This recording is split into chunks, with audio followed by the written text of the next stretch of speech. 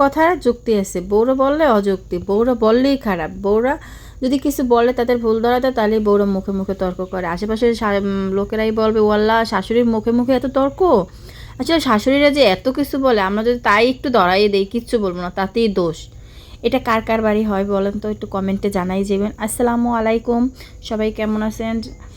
আশা করি সবাই ভালোই আছেন। সোনিয়া সিম্পল লাইফস্টাইল থেকে আপনাদেরকে অসংখ্য অসংখ্য ধন্যবাদ। তো আমার ভিডিওটা পুরো দেখতে থাকেন, মানে সারাদিন আজকে যা যা করলাম টুকটাক ওইটাই আপনাদের সাথে শেয়ার করব আর কিছু কথা। তো শাশুড়িদের সাথে আপনি যতই ভালোভাবে চলেন না কেন কখনোই মন পাবেন না। মানে এটা আমি আমার বেলা নাকি সবার বেলা আমি জানি না, মানে আমি যত কথা মানে অপছন্দ করি, আমি একদম পিছনে কথা বলা পছন্দই করি না। কিন্তু আমার শাশুড়ি কী করবে, সবসময় পিছনে বলো। আমার কথা হচ্ছে আমার দোষ ঠিক আছে, আমার দোষটা আমার সামনে বলো, তাহলে আমার ভুলটা ঠিক হয়ে যাবে। কিন্তু তা করে না, করে কি না আরেক জায়গায় যাই আমার দোষটা বলবে, এই আমার যার সাথে বলবে, আমার দেবরদের সাথে বলবে, তা করবে। কিন্তু আমি এই জিনিসটা পছন্দ করি না। আমি কইছি আমার লাগে খোলামেলা বলো, যেটা আমার সমস্যা। আমি বিশ্বাস করবেন কিনা আমি জানি না, আমি এত করি, মানে তারা অসুস্থ হইলে বা একটা কিছু লাগলে বা একটা কিছু হইলে আমার সাথে শুধু মুখ ফুটে বললেই হয়েছে। আমি যেভাবে হোক স্বার্থমতো চেষ্টা করি, কিন্তু তারপরও সেই আমারই সেম দোষ।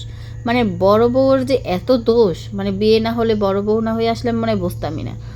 মানে এরকমের দুই মুখ কে কে আছে আমি জানি না, কার কার সংসারে আছে যে এক এক ছেলেকে এক এক রকমের দেখে, ঠিক আছে? মানে বলার বাইরে এক এক ছেলেকে এক এক বউকে এক এক নাতিকে এরকম কী কী করে একটু কমেন্টে জানাইন তো আপুরা। এটা কি প্রত্যেক সংসারই আছে নাকি আমার সংসারে আমি জানি না। আমার না এই জিনিসটার জন্য খুব কষ্ট লাগে যে আমি এত করি, আমার হাজব্যান্ড এত করে, এই অসুস্থ হোক বা যাই হোক তার মা তার জন্য করবে, সেটা কোনো কথা না। আমি কখনো নিষেধও করি না আমার এই 15 বছরে, কিন্তু সেম যে সমস্যাটা আমার সাথেই হয়।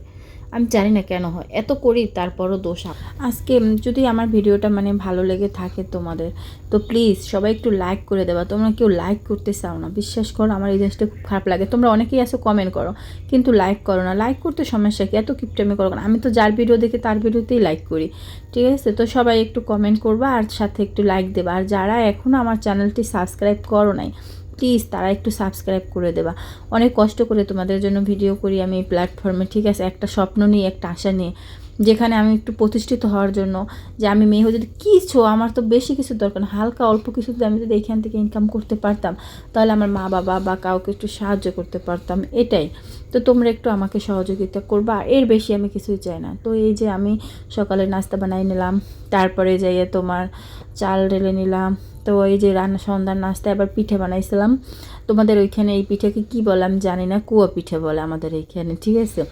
তো তোমাদের ওইখানে কী বলে আমি জানি না, তবে অনেক সুন্দর হয়েছে এবং খেতেও অনেক মজা। আমার অনেক পছন্দের একটা পিঠা, আমার অনেক ভালো লাগে খাইতে।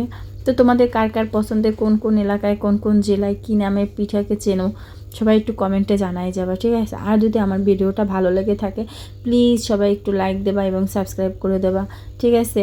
তো সবাই ভালো থাকবা, কোথা